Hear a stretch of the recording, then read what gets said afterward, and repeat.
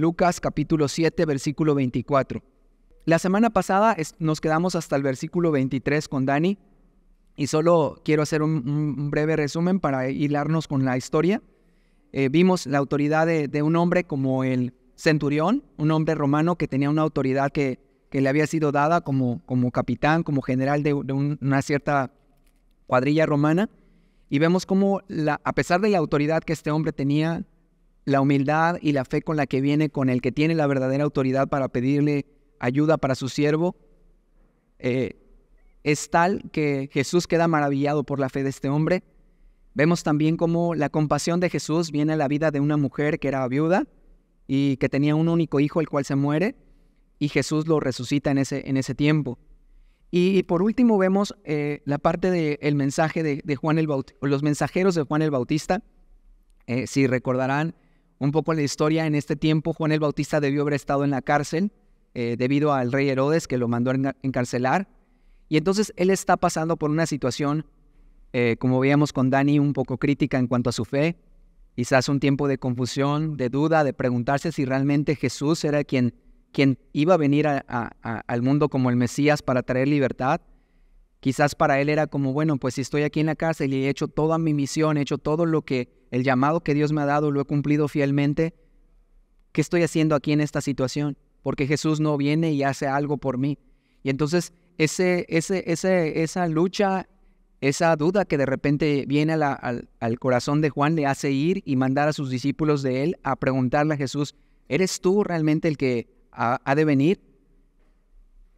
Y esto es algo que nos pasa a todos. Yo creo que todos hemos pasado por un momento de fe, en una situación que es difícil y complicada en nuestra vida. De repente nuestra fe se debilita y podemos como empezar a luchar, ¿no?, contra las respuestas de Dios para nuestra vida. Y Dios lo sabe, y Jesús sabía esta situación de Juan, y a él no le asusta, ¿no?, el tema de que de repente nuestra fe pudiera flaquear.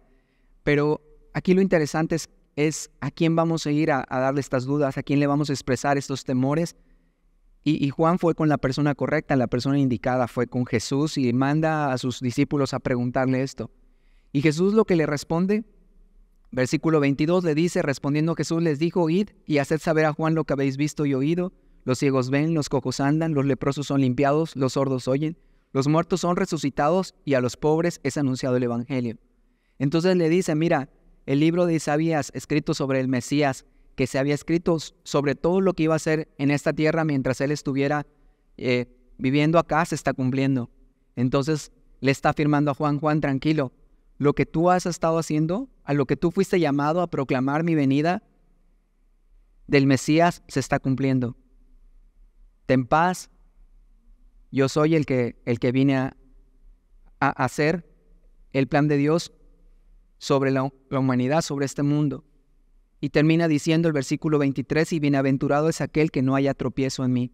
Entonces, él da esa expresión como diciendo, bienaventurado es aquel que no encuentra un pretexto, una justificación para alejarse de mí, para pensar y creer que lo que yo estoy haciendo no es lo correcto. Y de alguna manera, esto a Juan le debió haber quedado como, le debió haber traído paz, porque mira, la vida de Juan había sido una vida apartada desde el vientre de su mamá. Él desde muy pequeño fue llamado con este ministerio de anunciar la venida de Jesús, preparar el camino del Mesías, y no había sido una vida fácil. Él, a pesar de eso, él decidió tomar el llamado y ser fiel. La Biblia dice que Juan el Bautista vivió en el desierto, que vivía ahí de una manera muy particular, pero él se apartó de vivir una vida normal como la que tenían muchos de los jóvenes probablemente de su edad. Y sabiendo esto, Jesús, vamos a ver cómo habla Jesús acerca de Juan. Versículo 24, que es donde vamos a comenzar, dice, cuando se fueron los mensajeros de Juan, comenzó a decir de Juan a la gente, ¿qué saliste a ver al desierto? ¿Una caña sacudida por el viento? Mas, ¿qué saliste a ver? ¿A un hombre cubierto de vestiduras delicadas?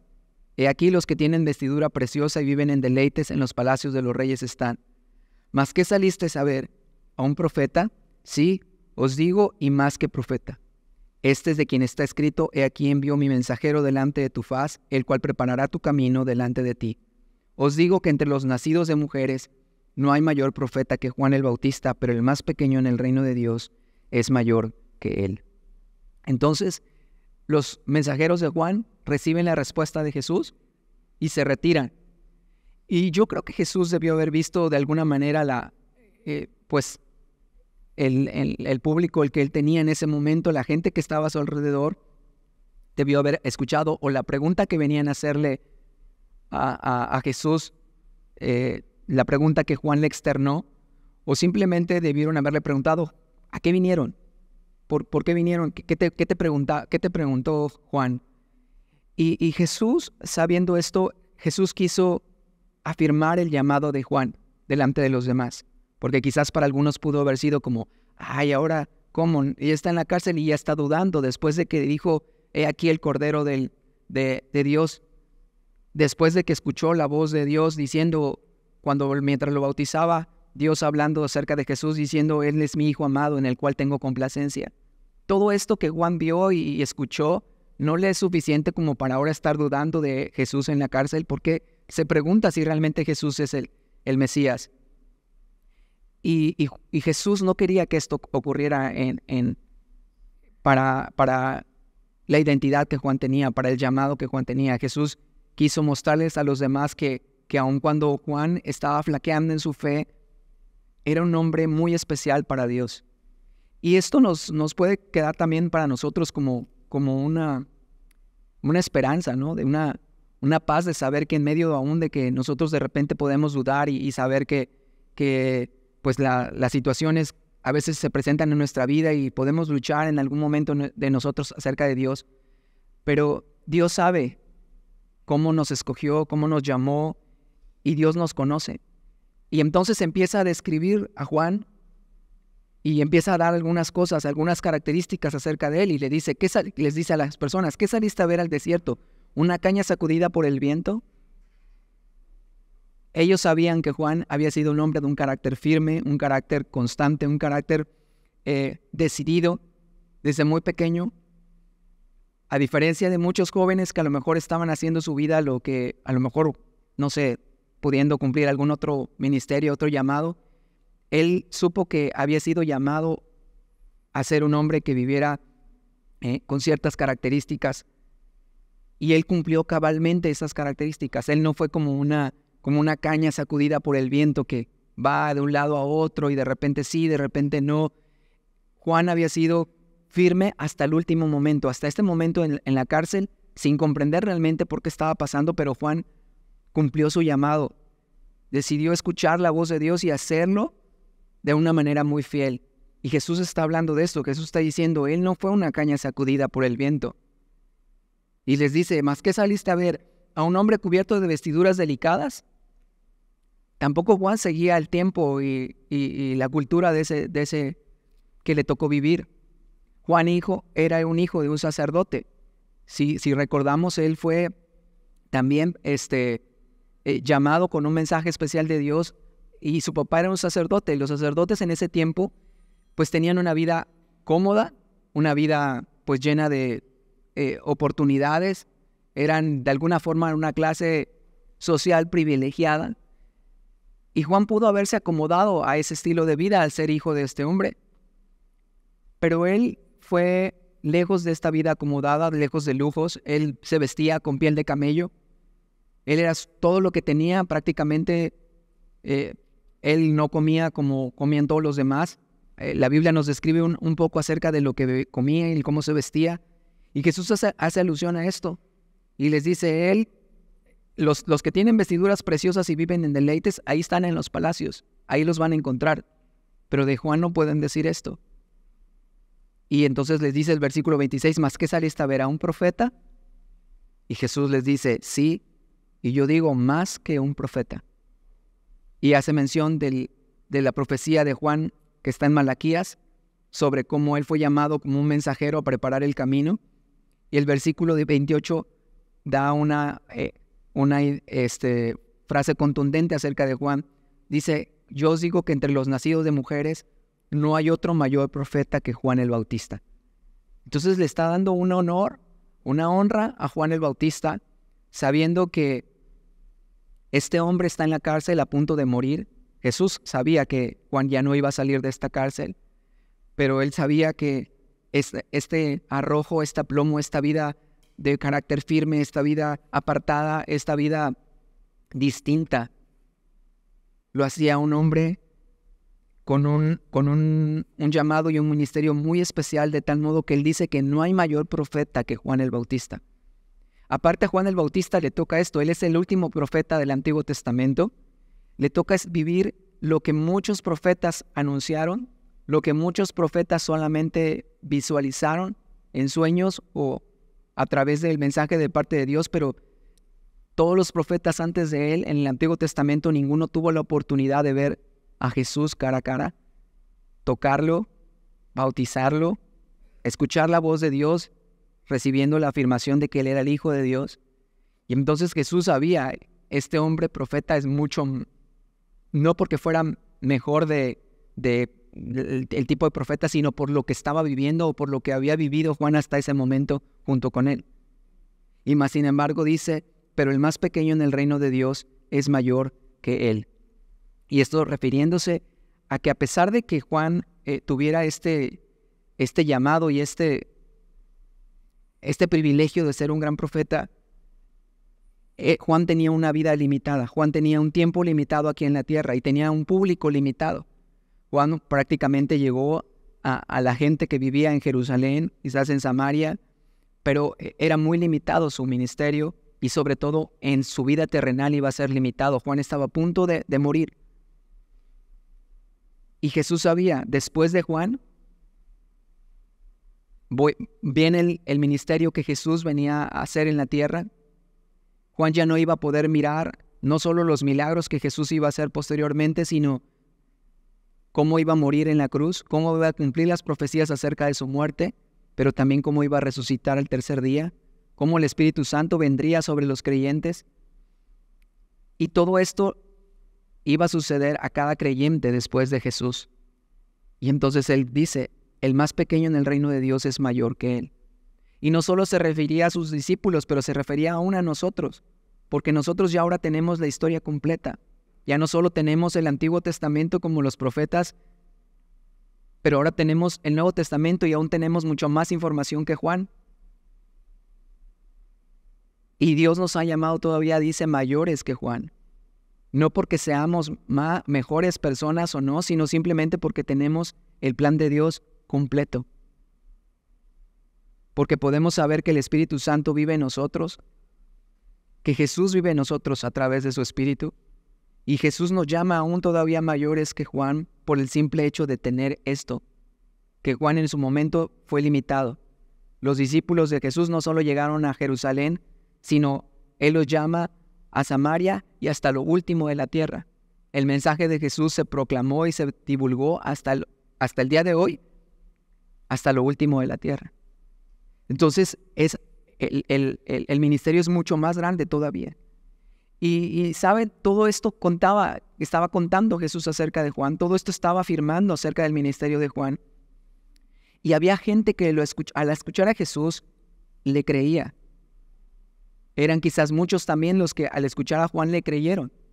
El versículo 29 nos dice esto, dice, y todo el pueblo y los publicanos, cuando lo oyeron, justificaron a Dios bautizándose con el bautismo de Juan. ¿Quiénes fueron los que oyeron? Todo el pueblo y los publicanos. O sea, nos habla específicamente de un cierto tipo de población que era la gente común, pero también nos hace mención a los publicanos. Y si recuerdan, cuando habla de Mateo, que era un publicano, eran recaudador de impuestos, pero era gente que normalmente para la gente religiosa era gente pecadora. Para los escribas, maestros de la ley, fariseos, saduceos, todos estos, todo este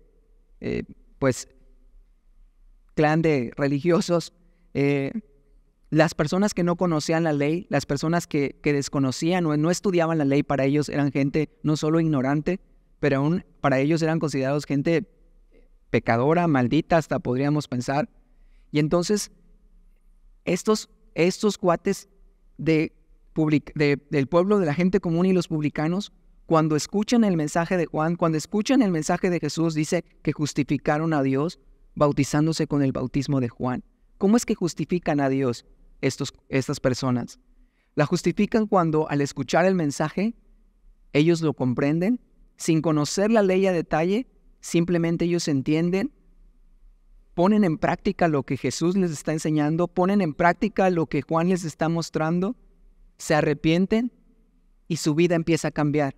Su vida es transformada, su vida es cambiada. Hay un giro, porque ese es un arrepentimiento, hay un giro de 90 grados, de 180 grados, que en su vida ya es diferente, ya es distinta. Entonces, con su propia vida, ellos están justificando a Dios, que el mensaje que están recibiendo es un mensaje verdadero, porque entonces ya hay un cambio.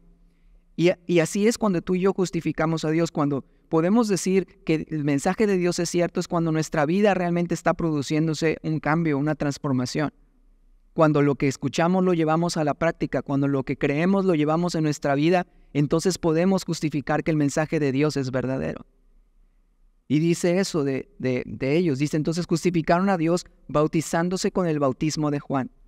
De esta manera estas personas que aparentemente sin conocer nada de la ley, sin conocer absolutamente nada de cómo se hacían los ritos, las costumbres, todo lo que los fariseos sabían, lo único que ellos entendieron era que había un mensaje de arrepentimiento y que si tenían que hacer un cambio en su vida, lo iban a hacer. ¿Se acuerdan cómo Juan les dice? Van con Juan y le preguntan a Juan, y bueno, ¿y nosotros qué hacemos? Y les dice, bueno, si estás robando, ahora ya no robes. Si estás extorsionando a alguien, ya no lo extorsiones. Entonces les empieza a hacer como lo que tú eras antes, ahora tienes que cambiarlo. Y de esta manera ellos están justificando a Dios a través de sus actos. Más, versículo 30, mas los fariseos y los intérpretes de la ley desecharon los designios de Dios respecto de sí mismos, no siendo bautizados por Juan. Jesús llegó, el plan de Dios llegó a todas las personas, llegaba no solo a gente común, no solo llegaba a publicanos, pecadores, pero llegaba también a los fariseos. O sea, el mensaje era para todos. No solo era para unos cuantos, pero dice que tristemente ellos rechazaron o desecharon los designios de Dios respecto de sí mismos. Dios también tenía un plan para ellos, pero ellos decidieron no hacer caso, vivir en su orgullo, vivir en su postura, y no fueron bautizados por Juan. En la semana veía una entrevista que le hacían a un actor y le preguntaban, si hay algo que te puedas arrepentir en tu vida, ¿habrá algo que haya de lo que te puedas arrepentir de lo que has hecho hasta el día de hoy? Y él orgullosamente dice, no, yo no me arrepiento de nada, yo creo que todo lo que he hecho en mi vida ha estado bien, gracias a eso soy lo que soy, si yo me arrepentiera perdería mi esencia. Y yo decía, qué orgullo, qué soberbia y qué ceguera, porque la vida de este hombre cuando la ves dices, tendrías muchísimo de qué arrepentirte. Pero sabes, la vida de estos hombres así era como la de este cuate. Arrepentirnos nosotros, o sea, ¿cómo? Sí, estos cochinos pecadores que andan ahí, estos publicanos que siempre andan haciendo cosas, pero nosotros, ¿de qué tendríamos que arrepentirnos? ¿Qué pecado tendremos nosotros que pudiéramos decir, me tengo que bautizar con el bautismo del arrepentimiento que Juan está anunciando? Y Jesús, vamos a ver qué les dice versículo 31, y dijo el Señor, ¿a qué pues compararé los hombres de esta generación y a qué son semejantes? Entonces les quiere decir lo que piensa acerca de ellos. Versículo 32, semejantes son a los muchachos sentados en la plaza que dan voces unos a otros y dicen, os tocamos flauta y no bailastes, os endechamos y no llorastes. Y les está haciendo una referencia acerca de lo que la gente en ese entonces, y sobre todo en particular estos religiosos, están viviendo y cómo están viendo el mensaje de parte de Dios. Porque les dice, hay muchachos que están en la plaza y están cantando canciones alegres y la gente no baila porque no les gusta. Dicen, bueno, pues entonces no te vamos a cantar canciones alegres, te vamos a cantar canciones tristes para que llores. Y no lloran. Entonces ni una cosa ni otra, no les embonaba absolutamente nada. Y el mensaje de Juan y de Jesús era el mismo, expresado de diferente manera, con un temperamento distinto, y les hace alusión a esto, del carácter de Juan y de Jesús, eran diferentes. Aunque el mensaje era el mismo, pero eran diferente forma de expresarlo. Dice, versículo 33, porque vino Juan el Bautista, que ni comía pan ni bebía vino, y decís, demonio tiene. Entonces vieron a Juan, escucharon su mensaje. Juan era un hombre que no comía, no bebía vino, se guardaba, estaba en el desierto, se apartaba ya, vivía de una manera muy particular. Podrían haber pensado, este hombre es muy espiritual, es un hombre que está apartado, que vive realmente solo en una relación con Dios.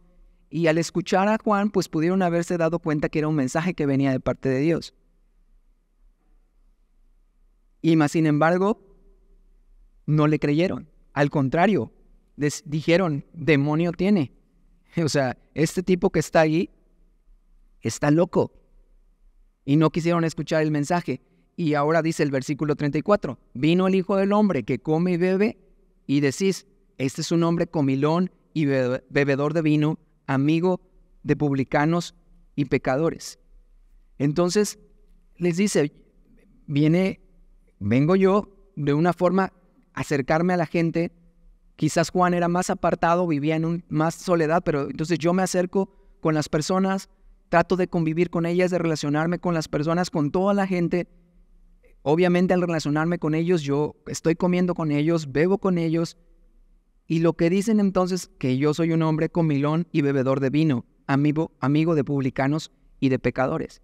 Entonces tampoco les place que porque uno está apartado, pero porque el otro se acerca a la gente, tampoco quieren creer. Y era triste porque estos cuates solo miraban las formas y se perdían realmente el fondo del mensaje. Solo veían lo que parecía a su pleno juicio, a su plena vista, lo que era correcto, lo que no era correcto. Su vida religiosa estaba ya tan cegada que únicamente vivían por las apariencias, por lo que se veía. Dejaron de ver el corazón de las personas y obviamente con esto dejaron de ver el corazón de Dios y el mensaje de Dios que tenía para sus vidas.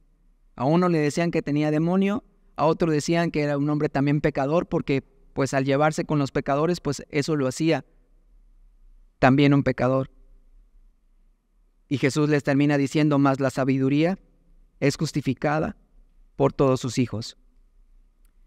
¿Y qué les trata de decir ahí? Les trata de decir, ¿sabes qué? Ustedes están siendo necios. Lo contrario, una persona sabia es una persona necia. Una persona sabia, Proverbios dice que el principio de la sabiduría es el temor de Dios. Y cuando tú y yo vivimos en sabiduría es cuando ponemos en práctica lo que Dios nos está enseñando. Ser sabio es darnos cuenta de lo que Dios nos está enseñando, de lo que Dios nos está mostrando y cambiar ese estilo de vida para bien. Y entonces los hijos sabios en ese entonces eran precisamente estos hombres pecadores, publicanos, toda esta gente que había escuchado el mensaje del arrepentimiento y entonces su vida estaba siendo transformada, estaban teniendo otro rumbo en su vida. Ya no vivían de la misma manera. Y por eso, con esa sabiduría, ellos estaban justificando el mensaje de Dios para sus vidas. Y los religiosos, siendo estudiosos, siendo maestros de las Escrituras, maestros de la ley, estaban viviendo una vida necia. Y mira, muchas veces así ocurre con las personas, ¿no? Ocurre con muchos de nosotros. De repente es Jesús queriendo hacernos más sabios, nos volvemos necios cuando dejamos a un lado el verdadero mensaje de parte de Dios a nuestra vida. Y va a pasar, en el siguiente versículo vamos a encontrar a un hombre fariseo precisamente que invita a Jesús a su casa. Dice el versículo 36, uno de los fariseos rogó a Jesús que comiese con él, y habiendo entrado en casa del fariseo se sentó a la mesa. En tu Biblia, no sé si tienes ahí en el título, dice Jesús en el hogar de Simón el fariseo. Entonces aquí encontramos el nombre de este hombre. Este Simón el fariseo le está rogando a Jesús, está escuchando el mensaje, está escuchando lo que dice acerca de los fariseos y del tema del arrepentimiento. Y no sabemos a ciencia cierta si este hombre invita a comer a Jesús por el hecho de querer convivir con él, de hacerle preguntas sinceras o dudas honestas y querer conocerlo, como en su momento Nicodemo, otro fariseo, se acerca con Jesús. o simplemente lo invita a su mesa para poder escuchar y a ver qué opinas de esto y qué opinas de aquello y poder crearse un juicio todavía que ya traía establecido. Este hombre, no desconocemos cuál era su intención, pero más adelante vamos a ver que sí dudaba de que Jesús era un profeta. Mas, sin embargo, vemos cómo este hombre le está rogando, ven a mi casa a comer, ven a mi casa a comer. No sabemos cuántas veces lo habrá hecho, pero le rogaba.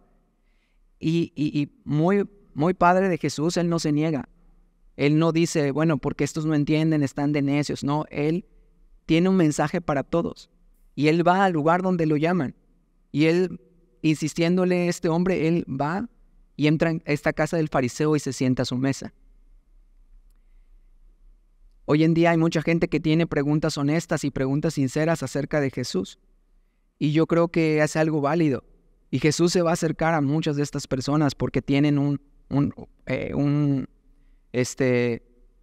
pues una inquietud genuina. Pero también está el lado de personas que solamente utilizan el mensaje de Jesús únicamente para poner como sus bases para su propia bondad, para su propia ideología. Utilizan pasajes de Jesús, mensajes de la Biblia, pero que están lejos completamente del corazón de Dios. Y Jesús sabía esto, mas sin embargo, Jesús decidió ir y sentarse en su mesa. Y aquí a continuación vamos a ver una historia increíble de lo que ocurre en la casa de este hombre, Simón el fariseo. Mientras estaba preparando la historia, cuando vi que Dani terminaba la semana pasada y que me iba a tocar este pasaje, yo sé que Dios de muchas formas trata con las personas que enseñamos aquí arriba, porque yo decía, Dios, me tocó Mateo hace unas semanas y el llamado que hiciste de él y la forma en cómo tú lo llamaste a tu camino, y me identificaba mucho con la forma en cómo Mateo vivió. Pero cuando veía otra vez a esta mujer, yo decía, Dios, ¿quieres insistirme conmigo y en mi vida? ¿Quieres recordarme mi pasado y recordarme y volverme a llevar a esos puntos en mi vida donde yo tengo que reconocer muchas veces cómo tú actúas en la vida de una persona?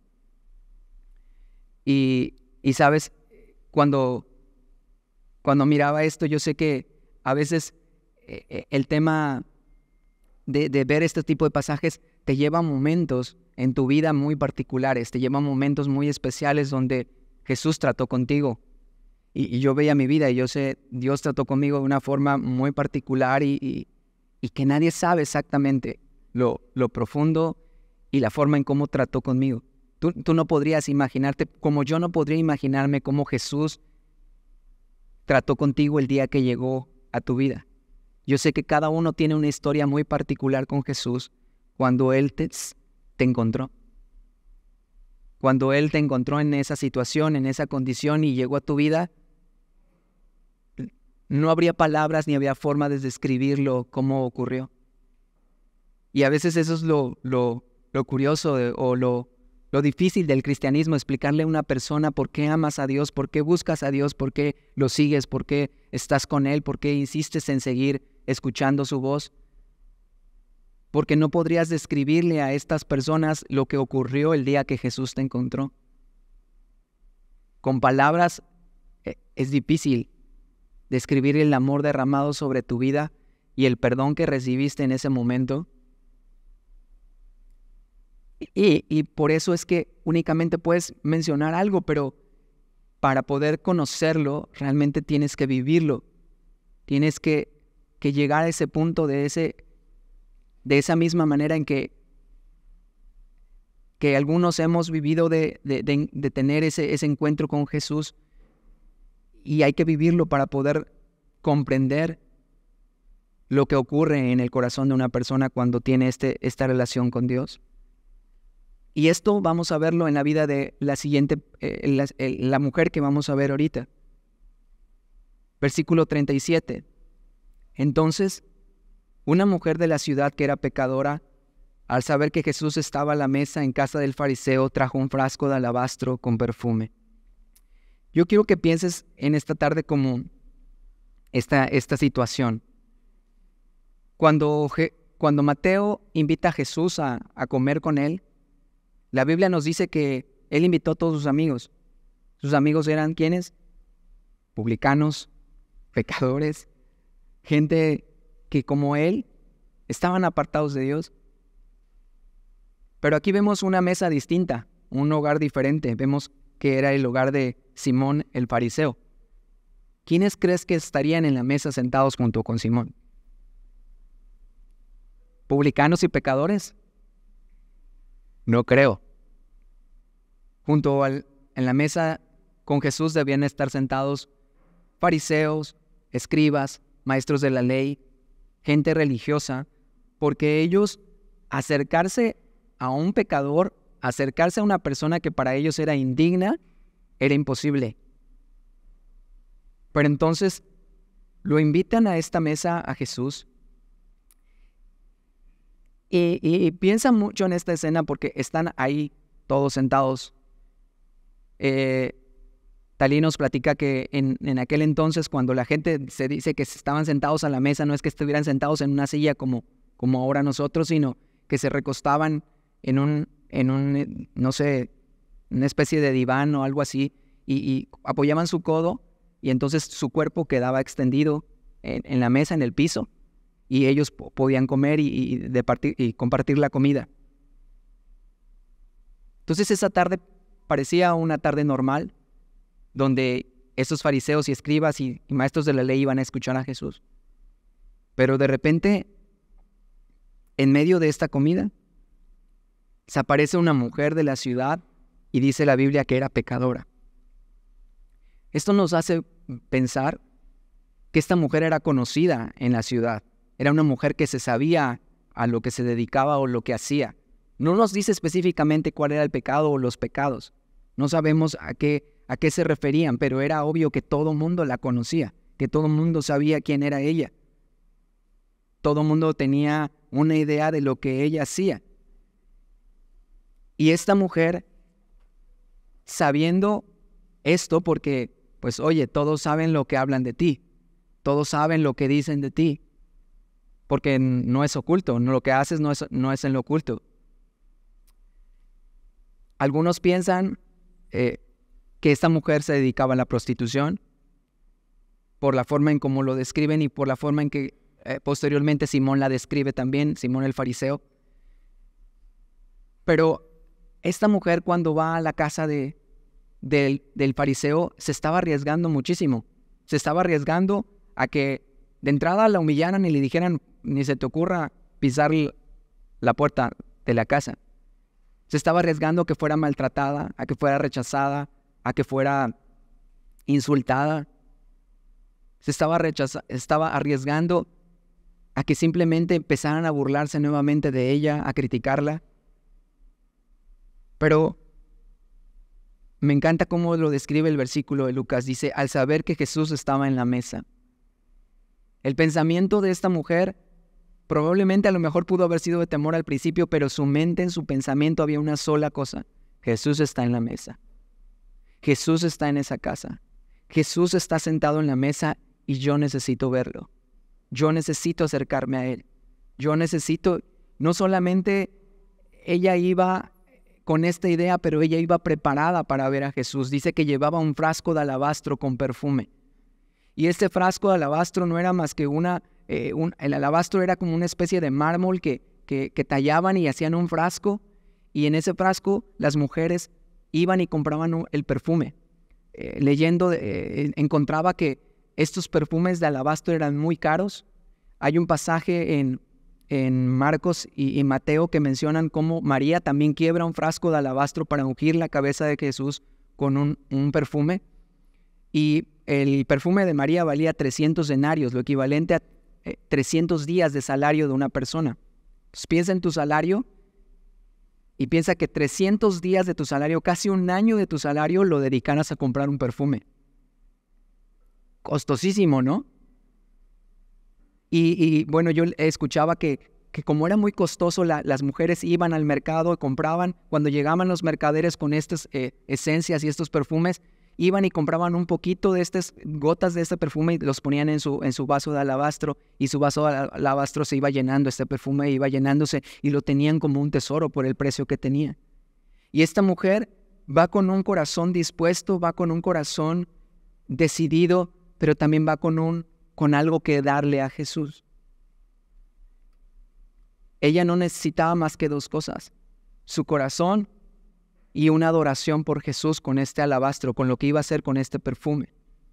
¿Qué pasaría alrededor de la situación mientras mientras esta mujer va entrando a la puerta de la casa de Simón? ¿Qué pasaría con la gente al mirarla, al verla que se va acercando? Yo pienso que ella va en una actitud súper decidida, ya sabe a dónde está Jesús. La gente puede estar murmurando: ¿y esta qué hace aquí? ¿Y por qué vino? ¿Y cómo se le ocurre? ¿Ya vieron quién entró?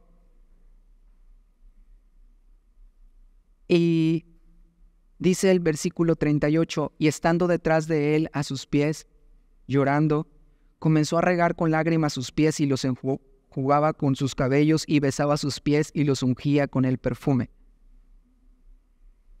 Y esto es lo que hace esta mujer cuando ella llega delante de Jesús. Ni siquiera se pone delante, dice que estando detrás de él a sus pies. Ahí, cuando ve a Jesús sentado a la mesa, ella se postra.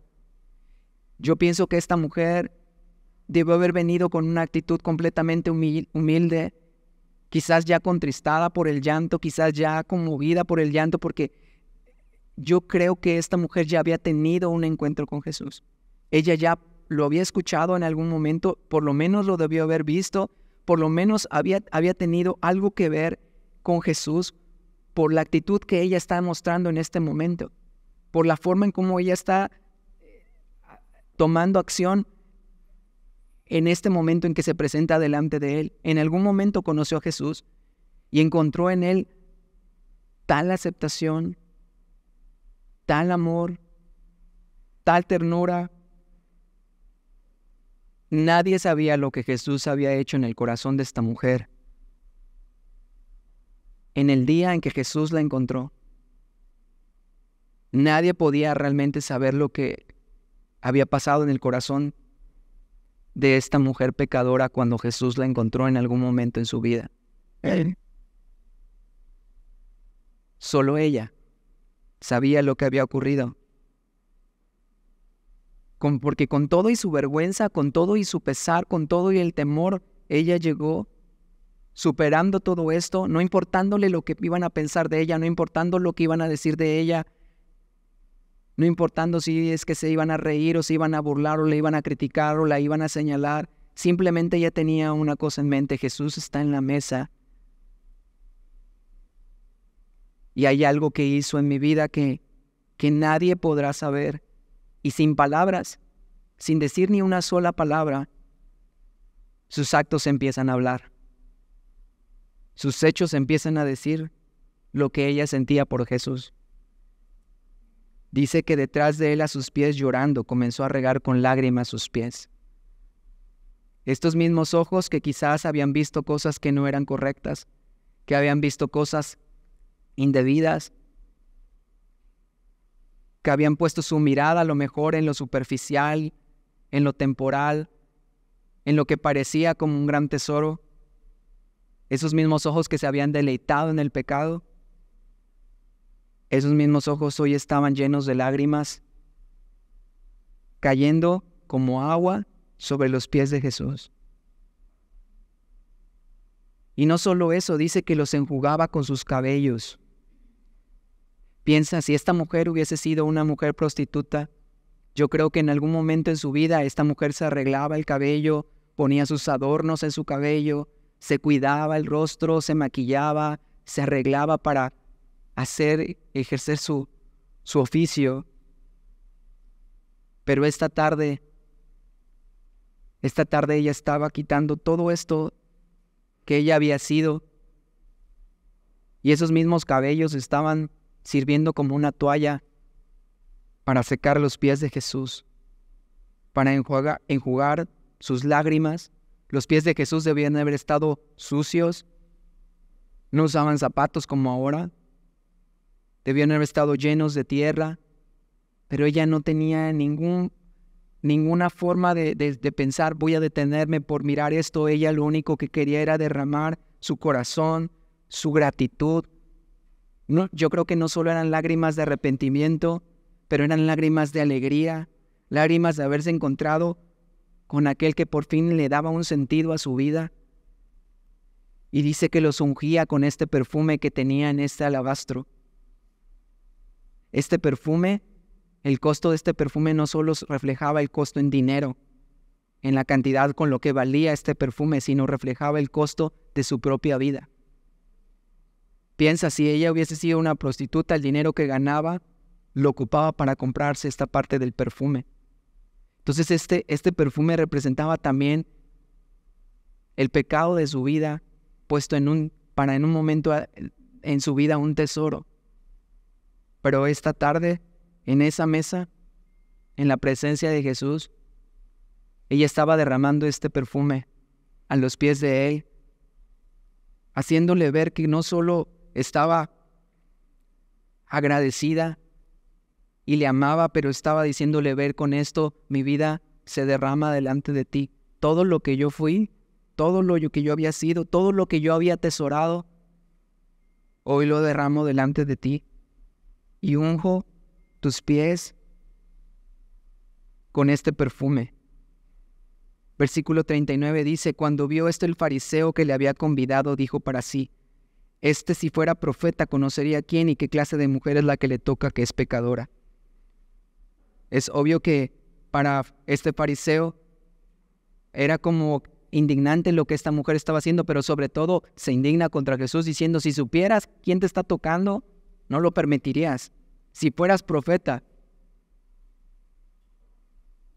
El corazón de estos hombres ya era un corazón duro, ya era un corazón que ya no podía mirar más allá de que alguien pudiera cambiar y pudiera tener un corazón diferente y una vida distinta. Lo que él veía de ella era lo que él sabía de ella por fuera y por lo que escuchaba, pero él no podía entender el corazón de ella. Y entonces no solo juzga a la mujer, pero también juzga a Jesús por la forma en cómo la trata. Y versículo 40, sabiendo esto Jesús dice, entonces respondiendo Jesús le dijo, Simón, una cosa tengo que decirte. Y él dijo, di, maestro. Pensó, a lo mejor me va a dar la razón, va a decirme, oye, ¿y esta muchacha por qué la dejaste entrar? ¿En qué momento se coló a la fiesta? Y le dice una parábola, dice, un acreedor tenía 2 deudores, el uno le debía 500 denarios y el otro 50. Y no teniendo ellos con qué pagar, perdonó a ambos. Di pues, ¿cuál de ellos le amará más? Los 2 debían, uno 500 denarios y el otro 50. Los 2 debían, uno más, otro menos, pero los 2 debían y ninguno de los 2 tenía con qué pagar. Y entonces le pregunta, ¿cuál de ellos le amará más? Y respondiendo, versículo 43, respondiendo Simón dijo, pienso que aquel a quien perdonó más, y él le dijo, rectamente has juzgado. Porque efectivamente es como una lógica, si te le debía mucho más, pues él va a estar más agradecido. Pero lo interesante y algo que yo encontraba mientras estudiaba es que yo me iba siempre con este tema de que pues sí, era el que él debía más, pero algo importante es que ambos no tenían para pagarlo. No importaba que era menos el otro tampoco tenía con qué pagar, entonces tenía una deuda. Y algo que podemos ver aquí es cuando empezamos a pensar en las personas en relación al pecado, como es que este peca más, por eso es que necesita más a Dios, es que este peca menos, este necesita menos de Dios. Y entonces de repente nos empezamos a justificar según nuestros hechos, según nuestros actos y según lo que hacemos o no hacemos. Pero la realidad es que no hay precio. El que roba 500 denarios iba a ir a la cárcel porque no tenía con qué pagarlo y tenía una deuda muy grande. Pero el que debía 50 denarios también iba a ir a la cárcel porque tampoco tenía con qué pagarlo, no importa si era un pecado más pequeño o un asunto más pequeño. Y a veces de repente podemos justificarnos y la gente no se acerca a Dios pensando muchas veces por la condición en la que se encuentran, por la forma en cómo han vivido y piensan que no es necesario. Pero dice Jesús, le pregunta, ¿quién crees que ama más? Cuando preparaba la predicación, platicaba con mi esposa respecto a esto y me hacía recordar junto con ella cuando ella y yo empezamos de novios y yo tenía casi 20, no, ya en ese entonces tenía como 29. Y algo que que Dios hizo conmigo fue un cambio radical. Pasó tiempo para que sucediera, pero pasó.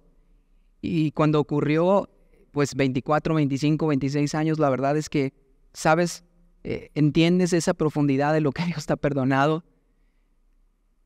Lo empiezas a vivir, esa profundidad de lo que realmente Dios te perdonó, y lo que quieres es hacer lo que Él te diga. Y yo estaba en esa edad en la que si me decían, te vas de misionero a África, me iba de misionero a África. Lo que me pidieran, lo que Dios me pidiera que hiciera, yo lo iba a hacer. Y yo empezaba esa relación con ella, y ella apenas comenzaba en su caminar con Dios. Ya le pedí permiso para platicar esto. Y ella se acerca con una amiga y le dice, es que no entiendo por qué Carlos está viviendo una vida así, es demasiado, o sea, es como que muy extremo, o sea, como es como mucho tiempo en la iglesia, mucho tiempo haciendo cosas para Dios, es como, ¿por qué? O sea, yo no creo poder. Y me acuerdo que esta amiga me platicaba esto que ella le platicó, y me dice, le digo, ¿y qué le dijiste? Me dice, pues, me dijo, solo me fui al pasaje de la mujer del vaso de alabastro, y le dije, yo creo que a Carlos Dios le ha perdonado mucho. Y eso que él está haciendo es porque no es que ama mucho más a Dios que tú, pero yo creo que él entiende que Dios le ha perdonado mucho. Y platicando con ella en la semana le dije, ¿tú qué estabas pensando en ese momento? Y me decía, en ese tiempo yo no había medido la profundidad de mi pecado. Pensaba que realmente ella había sido una chica muy bien portada. Hoy le dirían una ñoña, porque siempre fue muy bien portada.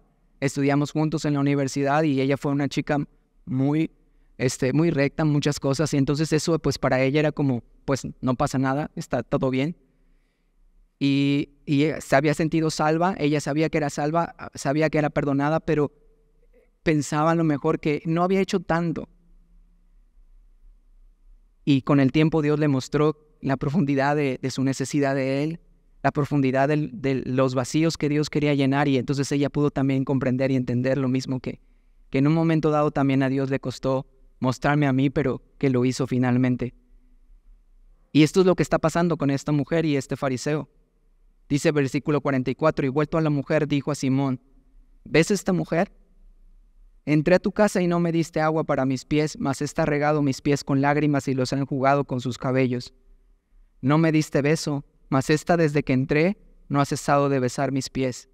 No ungiste mi cabeza con aceite, mas ésta ha ungido con perfume mis pies. Por lo cual te digo que sus muchos pecados le son perdonados porque amó mucho, mas aquel a quien se le perdona poco, poco ama. Y entonces él le está diciendo, mira, tú tenías la oportunidad de hacer lo que debías haber hecho por educación, ya no por amor, pero por educación. En esa cultura tenían que haberle recibido con un beso, tenían que haberle puesto agua para limpiar sus pies antes de venir a la mesa, y tenían que haberle ungido su cabeza con aceite. Y ninguna de las cosas había hecho el fariseo. Mas sin embargo esta mujer fue un extremo lo que ella hizo. No solo era agua, eran sus lágrimas. No solo era un beso en la mejilla, eran un beso sus pies. No solo ungió un poquito con aceite su cabeza, sino derramó todo el perfume en los pies de Jesús. Y Jesús le dice, sus pecados son perdonados porque amó mucho. Y entonces podemos mirar y pensar en qué condición de mi vida estoy, porque quizás necesito comprender más la profundidad de mi pecado o darme cuenta de la profundidad del amor de Dios en mi vida. Y dice el versículo 48, y ella le dijo, tus pecados te son perdonados. Sus pecados, ella ya estaba arrepentida, yo creo que ella ya sabía, pero ella ahora lo escucha de los labios de Jesús. Versículo 49, y los que estaban juntamente sentados a la mesa comenzaron a decir entre sí, ¿quién es este que también perdona pecados? Su mirada no estaba puesta en lo que estaba ocurriendo con esta mujer, su mirada estaba puesta en lo que Jesús decía, y en vez de mirar lo que realmente estaba ocurriendo, prefirieron mirar como ¿por qué este perdona pecados? Tristemente, versículo 50, más Jesús se mantiene firme, dice, pero él le dijo a la mujer, tu fe te ha salvado, ve en paz. Entonces, no solo le perdona pecados, no solo le muestra su amor, pero le dice, has sido salva. Ve en paz. Y con esto, que me gustaría que pudiéramos orar esta mañana, porque quizás te has preguntado esta mañana, ¿qué tanto puedo amar a Jesús? ¿Qué tanto estoy amando a Jesús? ¿Qué tanto he sido visto más las formas y no el fondo de todo este asunto? Porque a veces de repente mi vida puede ser fría, puede ser mi adoración a Él un poco distante. Quizás me he apartado por pruebas, situaciones, o quizás ni siquiera me he acercado a Él porque no he reconocido esta profundidad de lo que Él ha hecho en mi vida. Pero esta mañana Jesús ha traído esta palabra para nosotros porque yo creo que Él quiere recordarnos de su grande amor y de su perdón, reconocerlo, la condición en la que estamos y también reconocer que necesitamos encontrarnos con Él. Jesús está en la mesa. Cada vez que tú te acercas a Él, tienes que tener esto en mente. Jesús está en mi mesa. ¿Cómo voy a llegar delante de Él? ¿Cómo me acerco a Él? Dice la Biblia que un corazón contrito y humillado, Jesús, Dios, nunca desprecia. Y yo estoy seguro que cuando tú y yo tengamos esta condición en nuestro corazón, nuestra adoración ha de cambiar, nuestra forma de ver las cosas ha de cambiar, nuestra forma de ver a las personas ha de cambiar. ¿Y por qué no cierras tus ojos esta mañana? Vamos a orar y vamos a hablar con el Señor. Dios, gracias por esta mañana, por este inicio casi de tarde, Dios, Señor. Y queremos decirte, Señor, que reconocemos que tú estás a la mesa, Señor. Que tú estás presente en nuestras vidas todos los días, Señor. Y cada día es una oportunidad de venir delante de ti y reconocer, Señor, la condición de nuestra vida, Padre. Señor, gracias porque nos has dado esta oportunidad, Dios, Señor, de mirarte, de llegar a tus pies y sentarnos ahí, Señor. Padre, pero ayúdanos a recordar, Señor, lo que tú has hecho en nosotros, Padre. Lo que nos has perdonado, lo que nos has limpiado, de donde nos has sacado, Señor Dios. Padre, ayúdanos a recordarlo, Padre. Señor, y con esa expectativa o ese recordar, Señor, poder llegar delante de ti de una manera, Dios, con una adoración, Dios, Señor, que sea extravagante, Señor. Padre, que nuestro corazón sea derramado, Señor, delante de ti, sabiendo que tú estás ahí, Señor Dios. Padre, gracias por esa oportunidad, porque tú no nos desprecias, porque tú, Señor Dios, no nos haces a un lado. Señor, que el que dirán y lo que hablen de nosotros y lo que digan de nosotros, Señor, sea lo que menos nos interese, Señor. Como lo hizo esta mujer, Padre. Te lo pedimos en el nombre de Jesús. Amén.